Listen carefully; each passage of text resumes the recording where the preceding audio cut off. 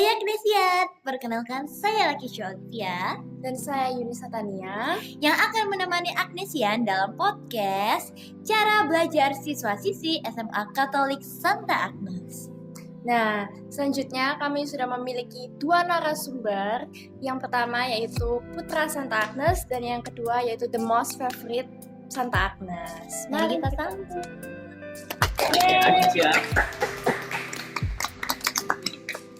Perkenalkan, saya Daniel Timothy Shanto dari 104. Perkenalkan, saya Aurel Ciservia dari 101. Oke, kita akan lanjut nih. Kalian udah nonton belum video dari Etin yang itu loh, yang tanya-tanya nilai tertinggi, nilai terendah? Udah sih. Udah. Kebetulan Semalam. Oke. Kalau misalnya dari kalian sendiri, ranking kan kita sudah ngelewatin semester ganjil ya. Kan dapat nilai berapa tuh? Ranking berapa tuh? Nilai apa nih? Terendah atau tertinggi? Boleh kali nilai terendah dan nilai tertinggi. Ya itu juga boleh. Spill pelajarannya juga atau enggak? Atau cuma nilai doang? Boleh lah, boleh. Siapa dulu nih kamu? Duluan. Ladies first. Oke, jadi nilai terendahku tuh 69 di geografi. Susah banget. Susah ya. Terus nilai tertinggi 100 dan nggak tahu itu apa. Kayaknya di Banyak ya. lainnya. Mainnya. Terus Kalau paling sering di mapel apa 100 ya? matematika. Wah, keren nih. Jadi The Most Favorite Santa Agnes ini jago matematika.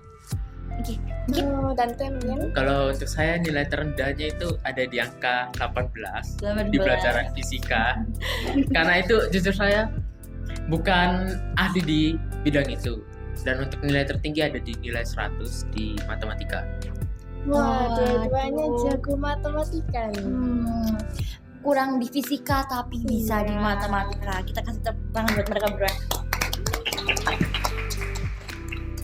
Oke, kalau mungkin dari gaya belajar apa sih yang sering kalian gunakan sehingga kalian sendiri bisa dapat nilai 100 di beberapa penilaian harian pelajaran?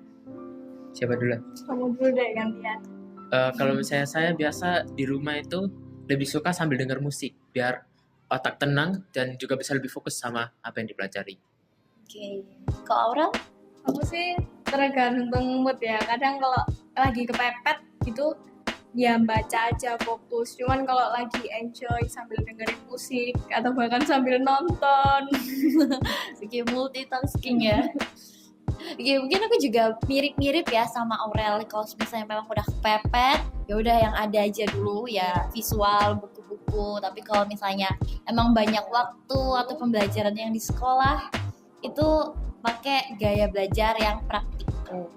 Kalau Yunis? Kalau aku mungkin lebih ke visual, tapi kadang-kadang juga kalau bosen bisa ganti ke yang kinestetik atau juga auditor. Oke. Jadi dari gaya belajar Aurel sendiri adalah visual dan kinestetik, lalu dari Dante Itu adalah auditor. oke.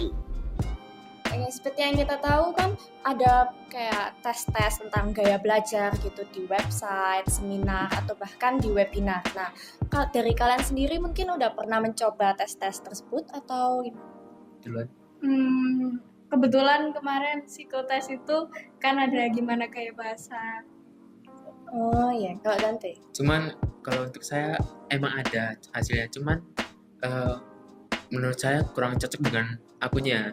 Soalnya yang ada di psikotes itu sama yang lebih terbiasa mandiri itu beda. Oke, jadi kadang tes psikotes sendiri nggak menentukan gaya belajar kita yang pasti itu gimana ya. Nah, kalau misalnya menurut kalian berdua sendiri nih, seberapa penting sih tahu gaya belajar kalian masing-masing tuh? Ya, kalau untuk saya penting banget. Soalnya biar kita bisa nyaman, caranya kita nyaman sama cara belajar ini gimana. Biar bisa mendapatkan hasil yang lebih maksimal juga kan di pelajaran itu. Oke. Kalau Aurel? Pendapatku sih hampir sama kayak Dante. Jadi ya itu sangat penting karena kalau kita tahu gaya belajar kita gimana, kita bisa menyesuaikan gimana cara kita cepat memahami materi, kita bisa mendalami dalam proses belajar dan nantinya ketika kita sesuai dengan gaya belajar kita nanti juga bisa mendapatkan hasil yang maksimal juga dan mempengaruhi Iya. nilai. Oh. Tapi Kalau menurutku kayaknya itu nggak seberapa penting deh. Soalnya kalau menurutku pribadi ya, yang paling penting dari ketika belajar itu adalah ketika aku memahami materi dari yang aku pelajarin. Menurutku gitu. Menurutmu gitu ya. Tapi sebenarnya kalian tahu nggak sih, kalau kita tahu gaya belajar kita kayak gimana, waktu yang kita pakai untuk belajar, untuk memahami sebuah materi itu bakal lebih cepat. Bener yang dibilang Dante sama Aurel, dimana kalau misalnya kita udah tahu, lalu kita menerapkan belajar itu, kita bakal nyaman. Terus kita bakal maksimal belajarnya. Jadi nilai yang bakal kita dapat juga maksimal. Jadi kayaknya coba deh dicari tahu lagi. Oke, boleh. Nah, mungkin kan teman-teman tahu sendiri ya, setiap anak itu punya gaya belajar yang berbeda. Seperti kita berempat tadi, meskipun ada beberapa kesamaan, pasti ada perbedaannya. Nah, mungkin dari teman-teman sendiri, dari Aurel dan Dante, gimana sih cara kalian menghadapi perbedaan gaya belajar itu di kelas? Duluan. Ya, kalau misalnya untuk setiap orang kan memiliki gaya belajar yang beda-beda. Jadi bisa disarankan seperti kita melakukan kerja kelompok atau enggak kita melakukan namanya multisensor. Itu dimana kita belajar dengan menggunakan semua indera. Bisa dari video, gambar ataupun yang lain-lainnya, biar anak-anak itu juga terbiasa dengan materi yang masuk. Gitu. Multisensor. Ya, multisensor, kita ingat-ingat. Oke, kalau Aurel sendiri gimana? Kalau aku sendiri kan tiap anak gaya belajarnya beda-beda. Jadi kita bisa belajar itu dengan berbagai gaya tersebut. Kita nggak hanya secara auditori, nggak hanya secara visual aja ataupun kinestetik aja. Jadi kita kan juga sering berkelompok nih. Nah, kita juga harus bisa mengetahui bagaimana gaya belajar teman kita. Jadi semisal teman kita memiliki gaya belajar yang sama-sama kayak kita, nah itu kita bisa belajar bareng, kita bisa minta tolong ke mereka yang paham materi, jadi kita bisa lebih memahami materi itu secara maksimal. Karena kan kalau hanya lewat presentasi, hanya lewat praktek mungkin nggak sesuai dengan gaya belajar kita. Nah itu juga kita pasti memahami materinya juga masih kurang. Nah, terus kita juga bisa minta tolong menjelaskan ulang sama teman dekat kita yang pasti mereka punya gaya belajar yang beda kayak kita. Nah itu juga membantu dalam proses pembelajaran di sekolah. Iya, benar banget. Memang kalau misalnya mengetahui gaya belajar sesama itu juga penting ya. Jadi biar proses pembelajarannya itu lancar. Nah, aku mau tanya nih, semisalnya ada praktikum, dimana itu kan termasuk kinestetik ya, dimana pembelajaran itu artinya lebih unggul di praktikum atau kegiatan bergerak. Nah, misalnya ada satu teman kalian di dalam kelompok nih yang ternyata gaya belajarnya dia itu sangat kurang di situ, lebih unggul di audio atau di visual. Kira-kira apa sih yang bakal kalian lakuin? Nah, kalau misalnya dalam suatu kelompok, kebetulan temanku kayak gitu, nah di kelompok ini kan pasti tiap anak mempunyai tugasnya masing-masing nih, dibagi tugasnya.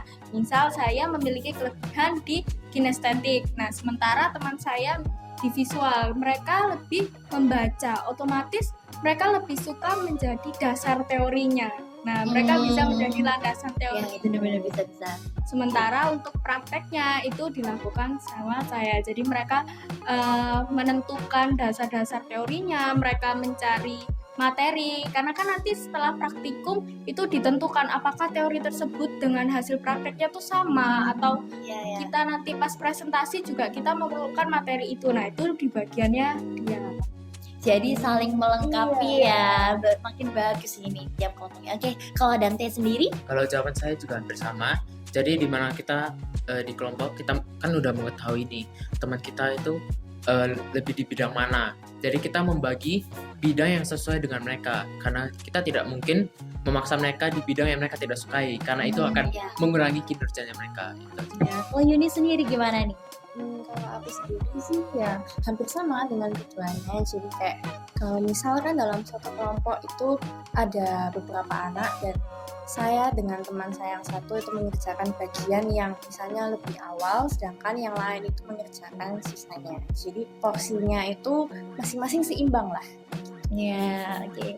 Jujur aku sendiri juga udah nerapin kayak gini dari semenjak kita sering kerja kelompok ya. Karena memang di sekolah kita ini memang pembelajaran itu nggak cuma belajar biasa, dijelasin materi, tapi juga banyak kelompok. Jadi kita semakin memahami gaya belajar yang tepat seperti apa, terlalu juga memahami gaya belajar teman-teman. Jadi ya itu bagus untuk pengembangan diri.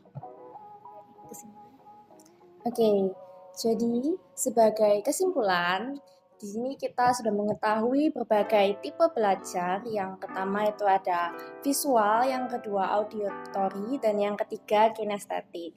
Dan berdasarkan dari seluruh siswa-siswa SMA Santa Agnes, tentunya dalam belajar mereka memiliki berbagai tipe gaya belajar yang berbeda-beda. Tetapi hal tersebut tidak menghalangi keinginan mereka untuk terus belajar, dan dari hal tersebut juga mereka dapat saling melengkapi satu sama lain.